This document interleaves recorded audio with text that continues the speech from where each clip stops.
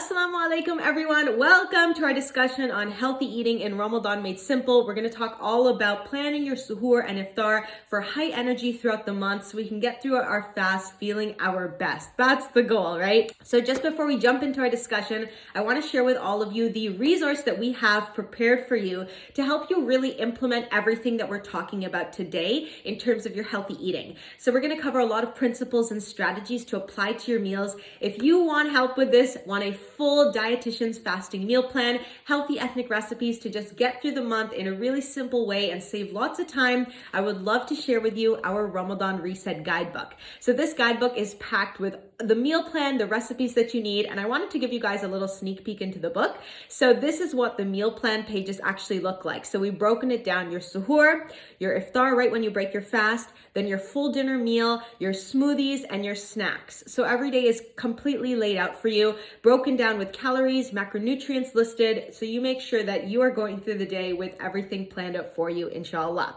You also get so many amazing recipes that your entire family will love. We have collaborated with food bloggers as well to contribute to the recipes to the guidebook and make sure that you are eating meals all month long that you absolutely love, inshallah.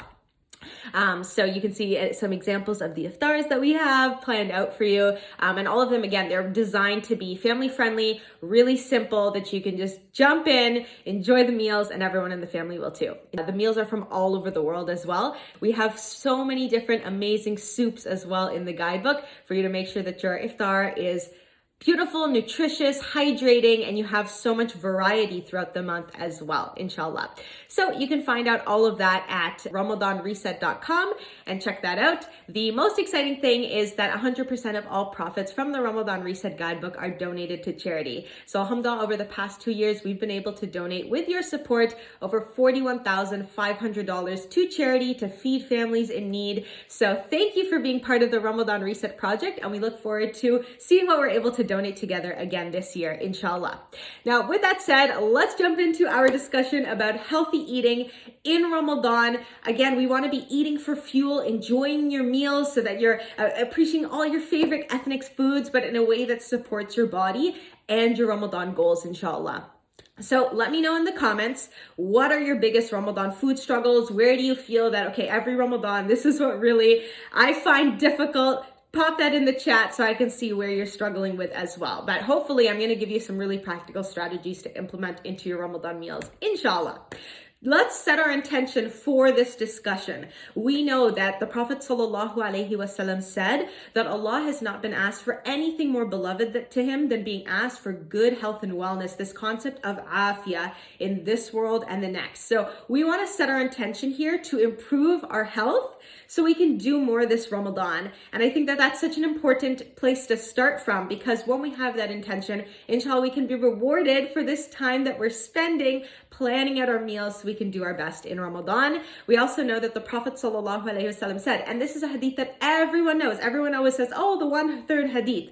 But many of us don't realize as well that the 1/3 hadith is kind of one part of a fuller narration. So the full narration is that no human ever filled a vessel worse than the stomach. It is enough for the son of Adam to eat some morsels to keep his back straight.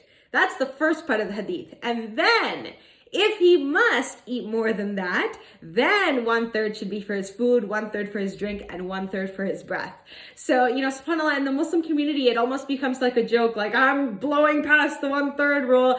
But I mean, that's like, you can see the full narration is that we are meant to eat in a way to sustain ourselves and keep ourselves going throughout the day. And then if we must do more than that, that's where the 1/3 rule comes in, subhanAllah. So just reconnecting with that narration in full, I think, is a little bit of a mindset check for all of us.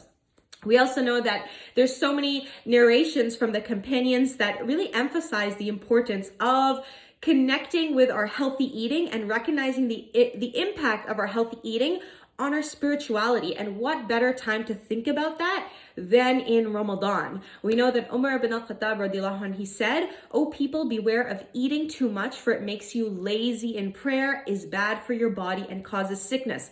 Doesn't that sound like so many of our Ramadan experience, that we eat too much at iftar, then we're in a food coma on the sofa, and then we struggle through Tarawih prayers, shifting from one foot to the other, holding a little food baby. That's exactly what Umar ibn al-Khattab is describing, that overeating and this chronic overeating we know has an implication on our spirituality. And then he says, rather you should be moderate in your eating, for that is closer to righteousness and farther removed from extravagance and makes one stronger to worship Allah. SubhanAllah. So this is so beautiful to connect with, that the companions were linking the way you eat with your spirituality and your performance in prayer and your akhlaq as well, closer to righteousness. So this is, again, something that we want to connect with in Ramadan and align ourselves with this prophetic approach to eating that is in a style of moderation and balance, and making sure that we're avoiding overeating. So I wanted to start off with that because that's such a great way to begin this discussion, especially as we approach Ramadan.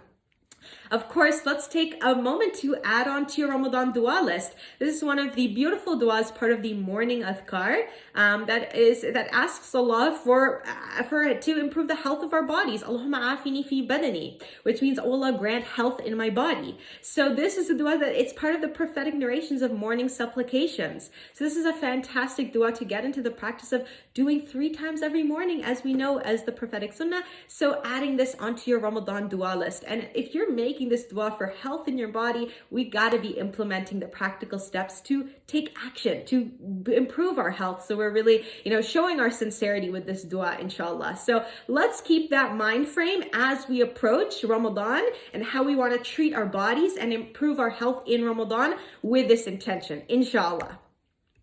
All right, so we're setting our intentions. You all know in our Ramadan workouts, we love doing that. We love setting our intentions right up front, saying Bismillah, set your intention. The same applies here, setting that intention as we think about improving the way that we eat, inshallah. So you all know that I love splitting up the way, when we're thinking about improving our physical health, I like to split that up into 3 areas: your fitness, your nutrition, and your rest. And in our last webinar, if those of you who joined me, we talked all about movement and exercise. Today, we're talking all about what to eat and how to eat, planning your meals, and also eating in a way that, again, aligns with that prophetic approach and avoiding overeating, using mindful eating principles. And then in our next and final webinar, we're going to be talking about sleep and improving our sleep quality in Ramadan. So those are the webinars that we plan for you this year. So make sure, and I hope to see you at our final upcoming webinar as well. And if you missed the last webinar on staying fit while fasting, I will be uploading that recording onto our YouTube page and emailing it out as well. So make sure to catch up on those before Ramadan arrives, inshallah. So again, we go through the month feeling our best and strong and energetic, inshallah. So let's jump into planning your Ramadan meals, because your meals in Ramadan literally set the tone for your entire day. And I also want to clarify that sometimes we get into that mindset trap of thinking that I don't have time to focus on healthy eating in Ramadan, but this is such a deception because you're already eating. So let's make that feeding opportunity as healthy as we can so we're fueling our bodies right, inshallah. So in Ramadan, of course, we have 2 main feeding opportunities. We have that suhoor meal, that opportunity to fuel your body for the long fast ahead, and that's where there's that risk of sleeping through suhoor. So we want to make sure that we're not missing that first feeding opportunity. And then we also have your iftar meal, that next opportunity, and that is where we replenish your body after the long day of fasting. And the risk there is often grazing continues for the rest of the night, and sometimes we get into a pattern of eating all night long. So those are our main feeding opportunities, and some challenges as well that we bump into with these 2 feeding opportunities. So let's begin with a discussion about suhoor. What do you want to be eating, and how do we make it really healthy? Firstly, we don't want to be missing suhoor. Firstly, from a prophetic perspective, we know that the Prophet ﷺ really emphasized for us not to skip suhoor. The Prophet ﷺ said, eat suhoor, for there are blessings of it. And he also said, the suhoor is a meal of blessings, so do not leave it, even if one of you just takes a gulp of water, as Allah sends mercy and his angels seek forgiveness for those who take suhoor, sallallahu alayhi wasallam. So again, reviving that prophetic approach to our food, making sure that we are diligent about not not skipping suhoor, because your suhoor is that opportunity to set yourself up to not feel hunger pangs throughout the day. Your goal at suhoor is to pick the foods so that you're keeping full longer in your fasted day, so that you're reducing risk of dehydration and you're setting yourself up for solid nutrition. So how do we do that? Remember, your goal is to stay full longer. So what's for suhoor? Firstly, we got to start with water.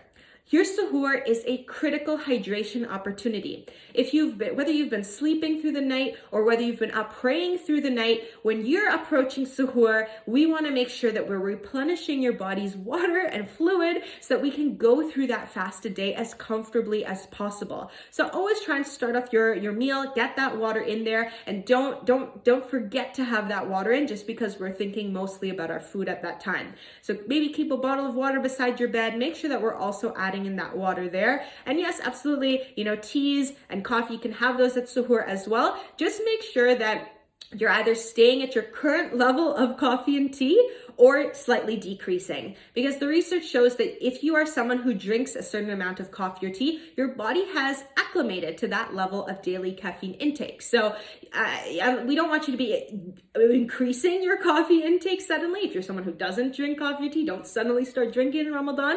So you can consider either maintaining or slightly reducing. If you're a really, really heavy coffee drinker, maybe slightly reduce it in Ramadan, but all of those can definitely go towards your fluid intake in the day. So start off with some water and a way to fuel and hydrate yourself. So you've got your hydration in there. What are we having on our suhoor plate?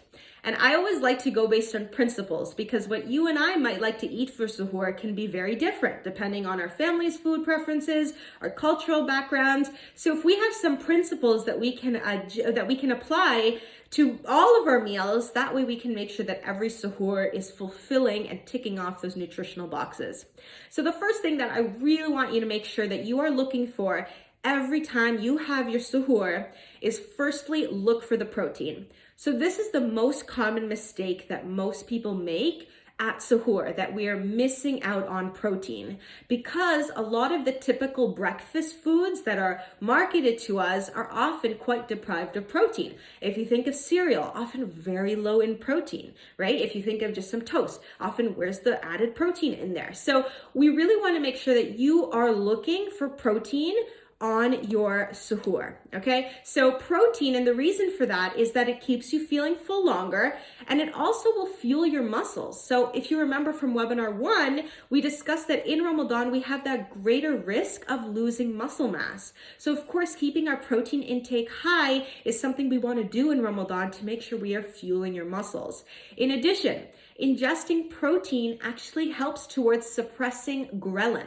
Ghrelin is the hunger hormone. So ghrelin is the hormone that makes you feel hungry, right? So ghrelin makes you feel super hungry, and amazingly, when we ingest protein, we actually are suppressing our hunger hormone ghrelin from being produced. So that's amazing. That's why having a protein-rich breakfast or suhoor can help decrease feeling hungry throughout your fasted day. So that's amazing. First thing we got to look for on your suhoor meal is going to be, where's the protein coming in?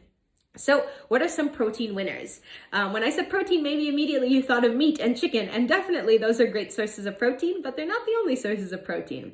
We absolutely know that Greek yogurt is a great source, cottage cheese is a great source, eggs, chickpeas, full beans, any type of canned beans, nut butters, all of those are fantastic sources of protein. And of course, any leftover meats or any types of proteins that you would have been eating from dinner the night before are great sources of protein that we have in our options for protein. So make sure when you're looking at your suhoor, I want you to look and see, do I have some protein on my plate? And if not, let's go and find some. So looking for that protein is the first thing I want you to do. And we're going to go through some examples as well of foods that you might be having for suhoor and how we can add on to make them more nutritious. So in addition to protein, I also want you to be making sure that we're getting some fiber, and trying to boost up the fiber in your suhoor. So fiber is, again, another one of the tools that we have to keep you feeling full longer through the fasted day. I like to think of fiber as like crunchy packing tape that is in our foods that bulks up how we feel and bulks up our meals, and again, keeps you feeling full throughout the day. So fiber is found in fruits, then apples, bananas, oranges, berries, great sources of fiber, found in a lot of veggies. Anything crunchy, that's that fiber crunchiness. Your carrots, your spinach, any of those green veggies. It's found in seeds and whole grains as well. So whole grains is the brown grains, right? So brown breads, brown rices, also barley, bran, quinoa, oats.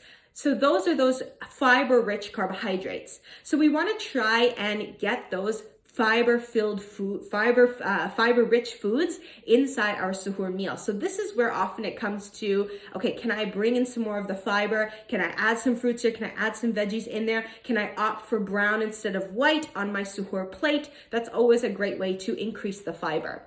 And looking at the fiber meter, again, when we say fiber, we often just think of carbohydrates, but if we look, a piece of brown bread might have 3 grams of fiber. An apple is an even greater source of fiber. Dates, an even better source of fiber. Bananas, spinach, all of those are really high and rich in fiber. So those are definitely foods that we want to see on our suhoor plate. So here's some examples from the Ramadan Reset guidebook of suhoor meals that have all of this in there for you. They have the fiber, they have the protein. So here's an example where we have, of course, our scrambled eggs. We're adding in some tomatoes again, adding in some more of those veggies, and then we're having it with a side of a medium orange and half a cup of cottage cheese. So I'm having some additional extras on my plate that, again, help boost up the fiber and the protein. So the orange is providing the fiber with the fruit. The cottage cheese is providing that protein. So great way to make a suhoor meal that's really filling, really nutritious, and it's going to last you for the day. Here's another example of overnight oats. And again, this is an area where oftentimes where we'll see oats or cereals, we'll see that, yes, they might look healthy, but perhaps they don't have enough protein in them. So this is where in our rolled oats, in the overnight oats that we have here, we're making sure that we have some of an added protein booster, right? So here we have some chia seeds going in there. We also are suggesting it with a side of boiled eggs, or instead you could do it with some Greek yogurt in there, all ways to boost up the protein in your overnight oats. So we always want to be looking at your suhoor meal. Do I have fiber and do I have protein? That's a great way, just a little mental checklist to have to make sure your suhoor is going to be fueling you the way we want it to. So some more examples here for you. So say that you're someone who likes some eggs on toast. Now, depending on how hungry you are in the morning, you can add on accordingly. So maybe, again, some Greek yogurt and some fruits. That's going to be some great protein and fiber coming in there. Say that you're someone who enjoys cereal. Maybe let's add some berries on top of that. Let's pick perhaps a bran cereal that's lower in sugar and higher in fiber. Let's add some fruit on top to get some more fiber in there and some beautiful nutrients. And again, depending on your hunger, maybe you have it with an apple for more fiber and some peanut butter, bit of that protein, no added sugar in there. So we're getting in that protein and that fiber in there. Here's another example with your overnight oats or any type of oatmeal. Again, we're going to add in some Greek yogurt, for that added protein, some of those fruits in there for that fiber. There you go. If you're somebody who likes green smoothies, again, oftentimes when we have your green smoothie, where we see that a lot of the ingredients that are going in there might be very purely carbohydrates. Maybe it's a lot of fruits going into your green smoothie and nothing else. And of course, a green smoothie is amazing, but we can make it better supportive for your fasting day by adding in more protein, right? So maybe you're putting in some chia seeds, maybe you're putting in some Greek yogurt, maybe you're putting in some protein powder, anything just to boost up the protein in your smoothie as well. And inside the Ramadan Reset guidebook, we have tons of smoothie recipes for you to use as well if you're interested. Some other ethnic suhoor options that are fantastic. You could do some chickpea chole or full beans. Both of those are fantastic. Great sources of both protein and fiber to get you through your day. So as long as you have those in your plate, I'm happy with that. And I think you're going to be really fueled and energetic throughout the day, inshallah. And again, avoiding that and just setting yourself up for success. The day that you eat a well-balanced meal like this is, of course, going to be a fast that is a lot easier and a lot healthier for you compared to a fast where maybe you sleep in and you just have like a sugary granola bar. So setting yourself up for success at your suhoor meal. People are always asking like, okay, I want to have a great suhoor, but I'm also quite rushed in the morning. What do I do? Overnight oats are that go-to hot winner for suhoor because they're just so easy and it's very doable to make them, very nutritious and fulfill all of these needs. So again, we want to punch up the protein, which is why we're adding in Greek yogurt into the overnight oats. And then we have some chia seeds coming in there. You have your oats, you have some fruit in there, some dates for some added fiber, and that's a delicious base for your overnight oats. You can add other things in there as well. Someone's suggesting you can add some protein milk or any protein powder in there even. You can put any types of fruits that you like, some spices, whatever you like. That way you can have your overnight oats. You can customize the flavors, different flavor every single day. And best of all, you can make it the night before, shake it up, keep it in the fridge, and you know that you have a nutritious meal good to go. Again, this is going to fuel you so much better than like a packaged granola bar. So we still can have a very fast suhoor meal, but with just a little bit of pre-planning, it's going to be something that's going to be energizing us throughout the day. So some wrap up about suhoor. Remember that suhoor is your last feeding opportunity before your long fasting day ahead. We definitely want to take advantage of the opportunity to hydrate your body and not miss out on that. We also know that we can make quick suhoor meals that are nutritious. Let's look for, what are we looking for? Your protein and your fiber coming in there. Some great examples might be, as we said, your overnight oats, eggs as well. You can take a whole bunch of eggs, put them in your pressure cooker and cook like 12 dozen, like not 12 dozen, but a dozen eggs in one go. And then you have them for the whole family. You can have those eggs as a little protein booster for any type of meal. You could maybe crack a whole bunch of eggs, put in some veggies in them, bake them into a quiche. So you have just a really quick quiche that you can eat as well from the fridge, or you can have smoothie bags, right, that are again pre-portioned, so you just have to blend in the morning. Everything's portioned into a little bag or Tupperware and it's ready to blend. So those are some more examples of some fast options. If you need like an emergency suhoor, if you've slept in and there's like 3 minutes left, maybe a peanut butter and a banana, some yogurt, some almonds, just that nice little quick way that we're getting some balance in there. Can you add stevia to overnight oats and your green smoothies? Absolutely. Use that. Stevia is a great option for some natural sweetness. So some tips for suhoor. Again, everyone's suhoor is going to be really different, but as long as you're looking for these principles in your suhoor meal, you're going to be setting yourself up for success, inshallah. So we discussed suhoor. Let's move on to iftar, your next feeding opportunity. In terms of iftar, again, this is that opportunity to replenish your body after a long day of fasting, right? So of course, iftar is going to differ so much depending on your culture, depending on your family's food preferences. Our iftar meals are going to look completely different. For students, maybe it looks like just some takeaway pizza. So no matter what your iftar meal is, again, we want to have some principles that we can use so that we're making sure we can apply them to your family's meals. All right, so we want to aim for balance, right? I like to say there's 3 principles to apply to your meals to enjoy a healthy iftar. The first is to incorporate healthy eating principles onto your existing cultural and family food preferences. Next is to enjoy those favorite foods in moderation with portion control and focus on mindful eating. 3 principles that are critical to your success at iftar. We're going to cover all of them, inshallah. So before we jump into the food, let's remember to hydrate. Try and think of water before food, because remember, you're going the whole day potentially getting into a dehydrated state. Iftar is that beautiful opportunity. And I know so many of us rush to the food and we're so excited to start having iftar that often we might completely forget to drink anything at all. And that's definitely something we want to avoid. So try and make sure that you have a water bottle, a good water bottle that you can keep with you from iftar all the way until suhoor the next day, that you're going to be sipping at throughout the evening. We want to be sipping the water, not gulping it in big gulps like 2 minutes before suhoor runs out. Try and start at iftar and start that sipping and that rehydration process.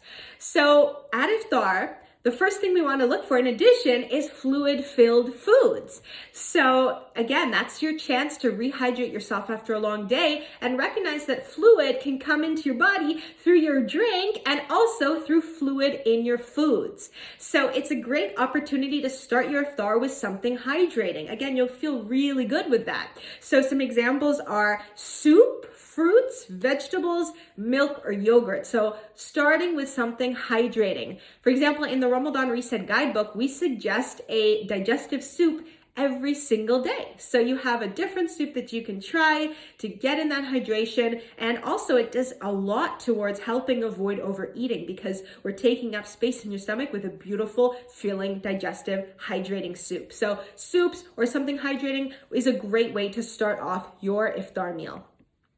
And then, of course, we want to go for your fiber, looking for that fiber again.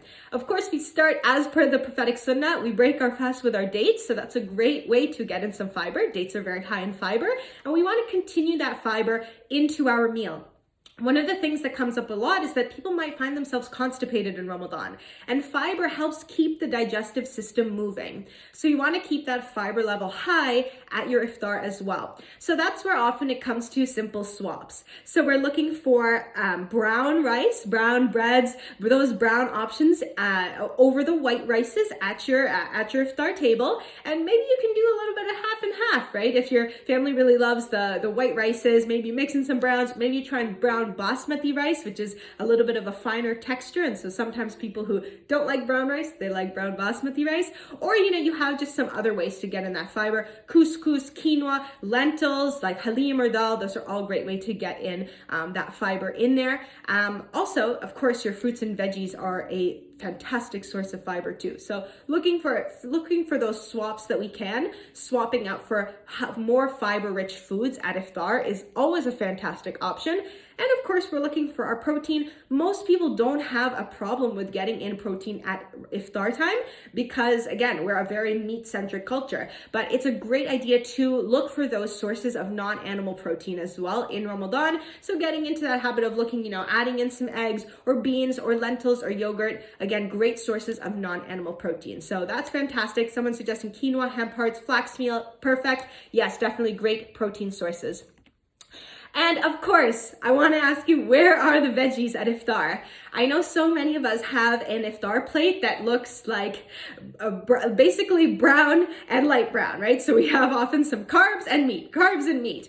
But we've got to remember at iftar, we got to get some veggies on your plate. Why? It keeps you full because veggies add some healthy bulk to your meals, so it helps you avoid overeating.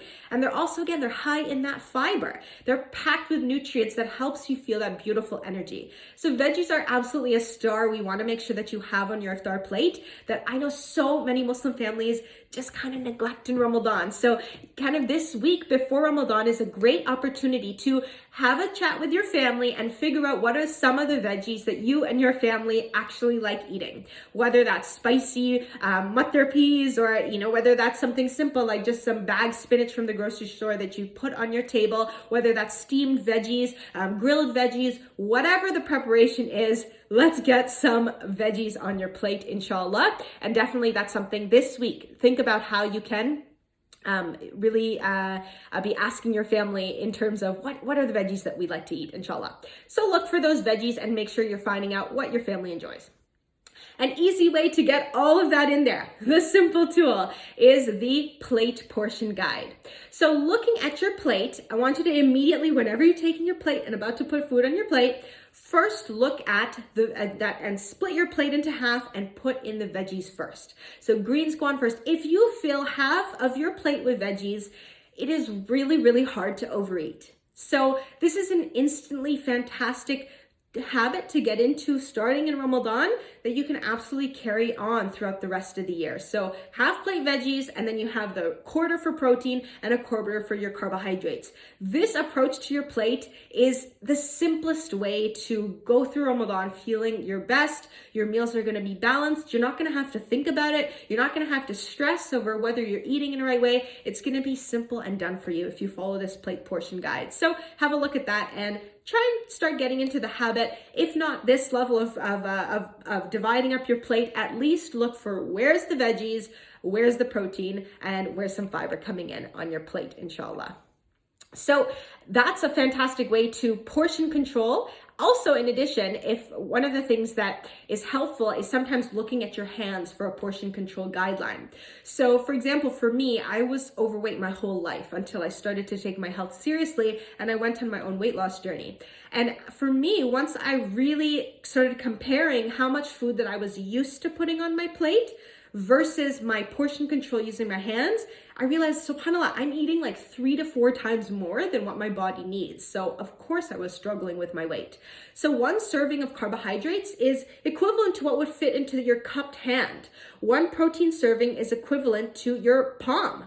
So that's a great way to compare how much are you putting on your plate versus how much could fit into your hand. So starting with, maybe 1 to 2 of your carbohydrates, 1 to 2 of your proteins, that's a great way to start making your plate really healthy and just feeling like you're in control and you know what's going onto your plate. It's in an amount that's right for your body while still enjoying your food. So if we go back to your plate guideline, say that you made some biryani in your home or some mandi or some amazing rice and meat. You don't have to feel that I can't eat that if I want to be healthy. Just take your plate. You're going to be scooping out some of the rice, scoop out some of the meat, put that onto your plate, fill in the veggies, and you're good to go. Same thing with pasta, same thing with lasagna, same thing with any other foods that your family loves. Try and just get into that habit of looking, okay, where is the carbs, where's the protein, and fill in the veggies. With that approach, all foods can absolutely be on your plate. And I never want you to feel that you have to, have bland diet foods in order to be healthy. All of your family's favorite foods can be part of your plate as long as we're practicing some simple and effective portion control, inshallah. So let's get into that. Some examples from the Ramadan Reset guidebook of some of the dinners that we've planned for you. So you'll notice that first, as we said, we start at your iftar. So we have your dates to break your fast, and then we suggest a soup. Again, that hydration from that fluid-filled food. Then after Maghrib, if you want to have your dinner there, here's an example where we have some sheet pan shawarma chicken. So again, it's a tasty, it's a delicious food option, and then we give you the portioning strategy here. So we suggest 1 handful of the shawarma chicken, and then a half a cup of your yogurt tahini sauce. And then we're saying your sides would be whole wheat pita bread, and then some salad on there. So that's how we're, again, showing and demonstrating the same approach to portioning out your food.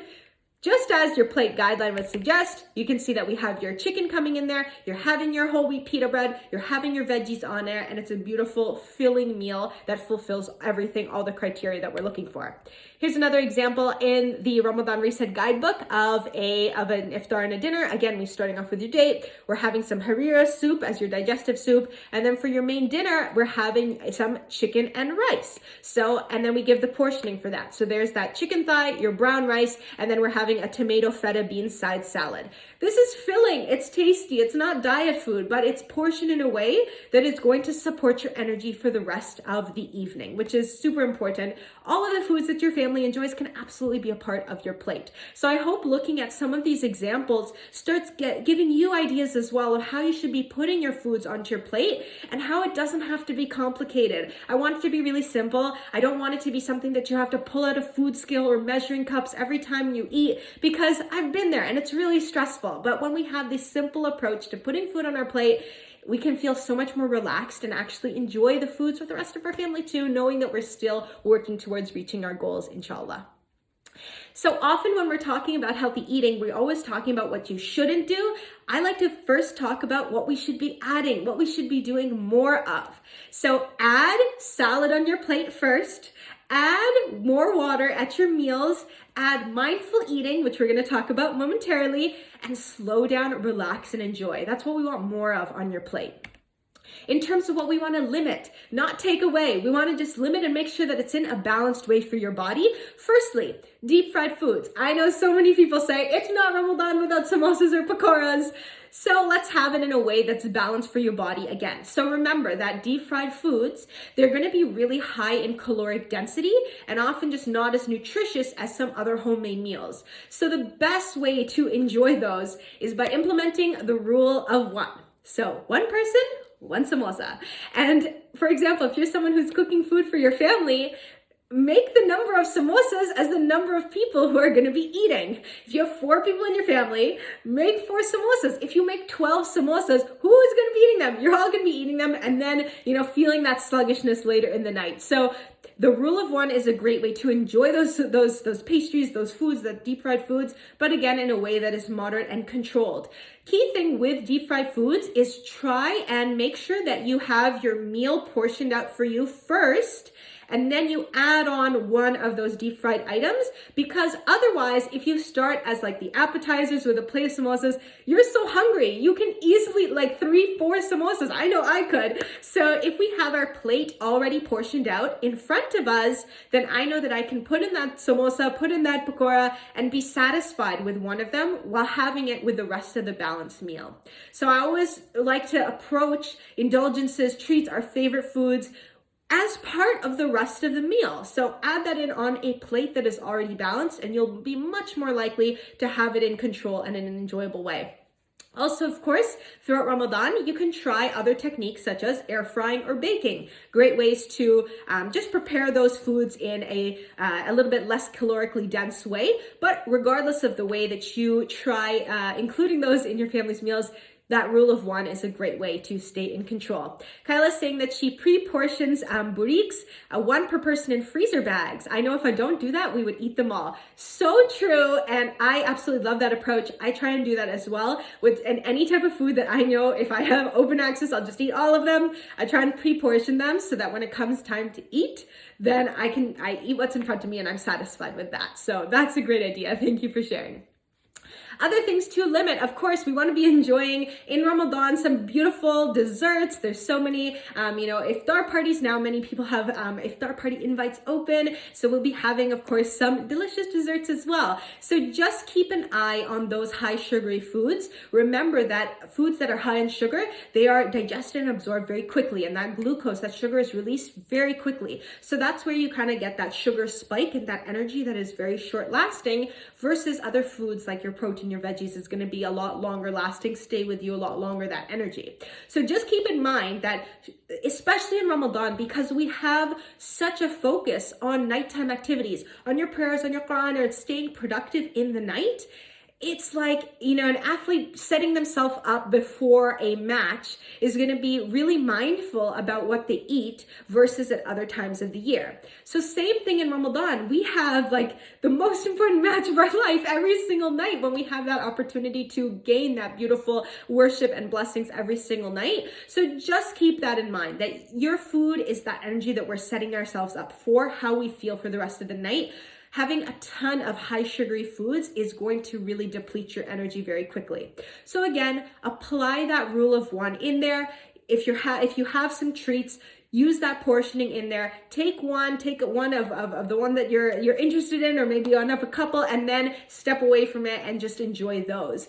Again, I think that it's really helpful to think of your sweets or your desserts again as part of the rest of the meal. So you have a really healthy meal. Maybe you had one of your fried items and you have one of your desserts. That holistically, collectively, is a very good balanced meal. So having it together as part of a great balanced meal is a wonderful way to enjoy it in moderation and avoid sometimes where we get into that cycle of just snacking constantly throughout the evening. If you're going to be snacking later in the evening, it's a great idea to have like a healthy snacking plate to keep out in the kitchen during Tarawih. Like if you're doing Tarawih at home, or if you're taking some snacks with you to Tarawih, have some healthy snacking options that you can have. Some almonds, some nuts, some veggies, some fruits, some sliced grapes, some tangerines, having maybe some cheese out there, maybe some whole wheat crackers, a little tray, like a snacking plate that you can go to throughout the evening, and then you know that you're having some really great foods coming in for your snacking later on,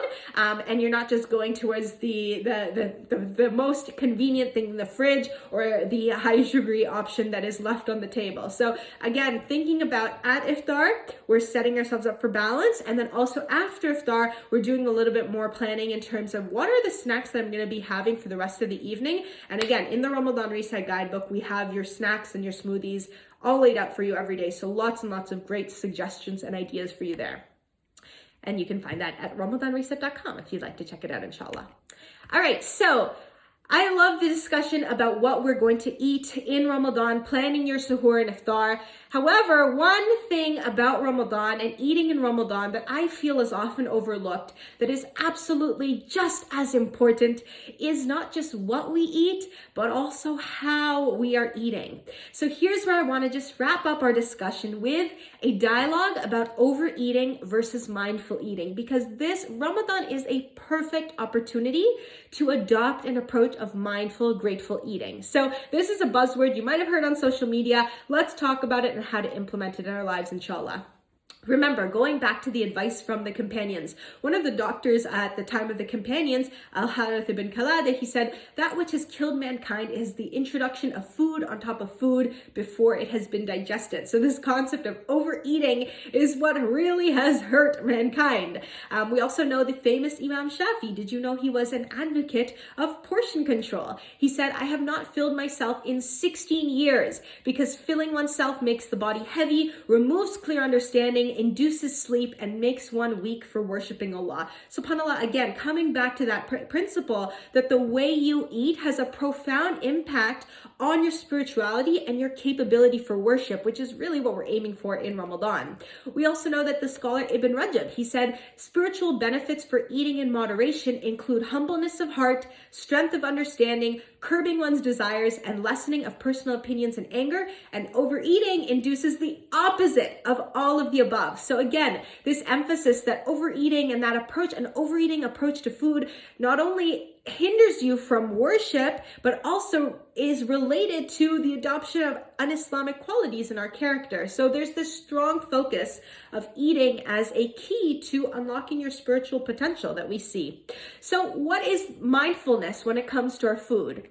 The mindful difference is that some people approach food and eat with a frenzy, right? We eat quickly, we reach the end of the meal before we know it. We're not really focused on our food or our meals or how much we're eating. We're often eating in a distracted way. And this style of eating is the norm in society. And we never even really fully enjoy our meals with this approach. But the mindful approach to eating is that we approach our food in a gentle, slow way. We pause frequently, taste each bite thoughtfully, and we give our bodies time to actually recognize when we're reaching our fullness cues, which allows us to stop eating when we recognize that we are approaching getting full. When we are eating so quickly, we often deprive ourselves of that opportunity to recognize our fullness cues. So in this style of gentle, grateful eating and slow, gentle eating, we don't deprive ourselves, we eat what we want, and we enjoy our meals in a way that matches our body. So mindful eating is, I like to say, eating with intention and attention. So eating with the intention of fueling your body, caring for your body, taking care of yourself, and using food as a way to do that. And eating with attention is really engaging all of your senses to notice and enjoy the food in front of you and notice its effect on your body. So I like to say eating with a spirit of gratitude rather than gluttony. And that's something we can all implement in Ramadan, because our culture promotes a culture of overeating and gluttony, especially in Ramadan. We all know how many jokes we all make about, oh, it's a month of feasting, not fasting. And that approach can be really harmful because we get into this idea where we just are waiting for iftar and then eating our iftar as quickly as possible. And so shifting towards mindful eating and practicing that throughout Ramadan is absolutely something we can all strive for, inshallah. So the mindful plate. You might have seen this plate, where we have your fruits and veggies as we discussed, and then your grains and your proteins. That's how we want to portion what goes on your plate. So let's talk about how we want to eat the mindful plate. So here's some great things that I want you to be thinking about in Ramadan. And at your next meal, I challenge you to try doing some of these as you're eating, all right? So principles of mindful eating that we have on your plate. First is to observe. So this is engaging your sight, right? So notice how your body feels as you're approaching the meal. Notice your own hunger cues. And then also notice the food. Notice the textures, notice the colors. Again, slowing it down and giving ourselves time to observe actually the food in front of us. Next, we want to savor. So this is engaging the sensation of taste.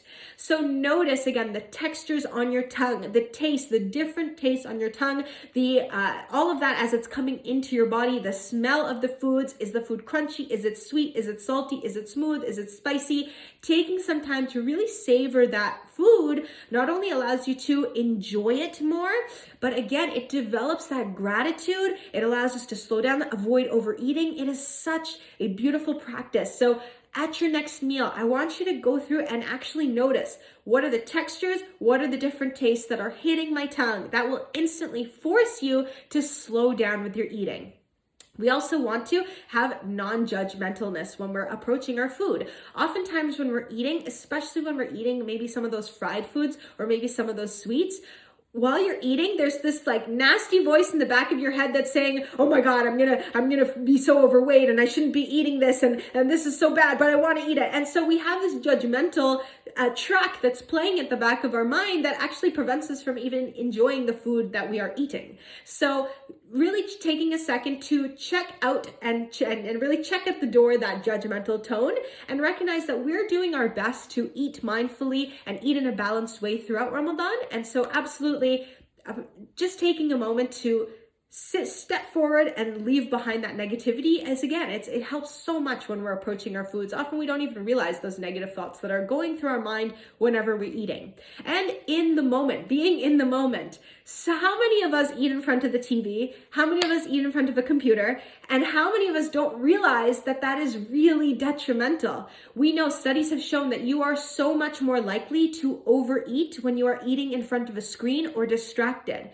And you know, there's been studies that have shown that people eat significantly more food when you are distracted, when you are not focusing on actually your food. So a challenge for you this week and the week before Ramadan, try and avoid eating in front of a screen. I think in Ramadan, it's a great jumping point because many of us start eating with our families when outside of Ramadan, we often eat with the screen. So in Ramadan, we're already kind of more in the moment when it comes to our food. So this is a great opportunity to expand upon that and implement those other elements of mindful eating in our meals when we're approaching them. And this has a really big impact to the way that you eat, the speed that you eat, your likelihood of overeating. Overall, we want to slow down when it comes to our meals, right? We know research has shown that people who time to slow down and chew their food more have better digestion, they feel fuller faster, and also research finds that slower eaters have a smaller waist circumference and lower body mass index. Eating slower helps you maintain your weight. Eating slower helps you avoid overeating. So that's immediate motivation to slow down, and really take that as a reminder and practice that throughout Ramadan. Other studies have shown that fast eaters consume more calories every day, are more likely to have higher body weight and higher waist circumference, have higher blood pressure, or are twice as likely to become overweight. So eating quickly is, again, it's so detrimental, but we get into that mode, especially in Ramadan when we're waiting for iftar to come. We're waiting. We all eat so fast at iftar, all of us. So it's just that reminder to slow it down and recognize that's going to help us a lot in terms of controlling overeating. It's such a beautiful time to connect with the intentionality that we're meant to have as Muslims with our food. Start with Bismillah, right? And really think and connect with how beautiful it is that we are beginning our meal, mentioning the name of Allah and appreciating and being grateful for the blessing of our food. Really bring that intention to the front of our minds. So many of us, either will just say Bismillah as a force of habit and then just start chowing down, or we even forget to say it at all. So just reconnecting with how beautiful it is to start the meal with intention, being really diligent about slowing down during the meal, and specifically connecting with our senses and all of the senses that are touching our tongue, so we can have that awareness with our food, and eating in the moment and focusing on that meal can go so far. Honestly, this can make such a big difference that even just implementing mindful eating, you might notice that I am not eating as much anymore. I'm not overeating anymore just from implementing mindful eating principles. So I always try and make sure to include this discussion when we talk about our food food in Ramadan, because this is part of how you eat. It's not just what you eat, it's also how you eat. And so mindful eating, bringing that into our Ramadan practice is such a beautiful thing. So I hope that that was helpful and beneficial and something that we can practice together this Ramadan. To wrap up, remember, practical is always better than perfect. We want to be enjoying your food. Don't feel that you need to, be depriving yourself. We want to be eating all of your family's food, but in the right amount for your body, making sure it's balanced, bringing in the fiber, bringing in the protein. That's how we can really make sure that it's all balanced and you're still able to enjoy it. We want to incorporate the healthy eating principles that we talked about to your family and cultural food preferences. Enjoy those foods in moderation with portion control. And of course, we want to be implementing your mindful eating, inshallah. So I'd love to jump into some questions, inshallah. And I hope that, you found this discussion beneficial. And again, this is a learning experience that we can begin practicing in Ramadan and taking every single of those food opportunities that we have in Ramadan to, again, connect with our mindful eating and learn a little bit more about what does that portion control look like on my plate. And it's a skill that we build throughout Ramadan, inshallah. So I'd love to drop in any questions that you have in the chat. Reminder that we have one more free webinar coming up. And so that is on all about how to improve your sleep on March 31st at the same time. So I would love to see you live there. Sleep is something that so many of us struggle in during Ramadan. So we have that webinar there for you to give you some practical strategies on how to improve your sleep quality, how to schedule naps in Ramadan, how to overcome sleep debts as well that definitely pile up in Ramadan because we have so many Ramadan nighttime activities. So definitely join us for that upcoming webinar, inshallah.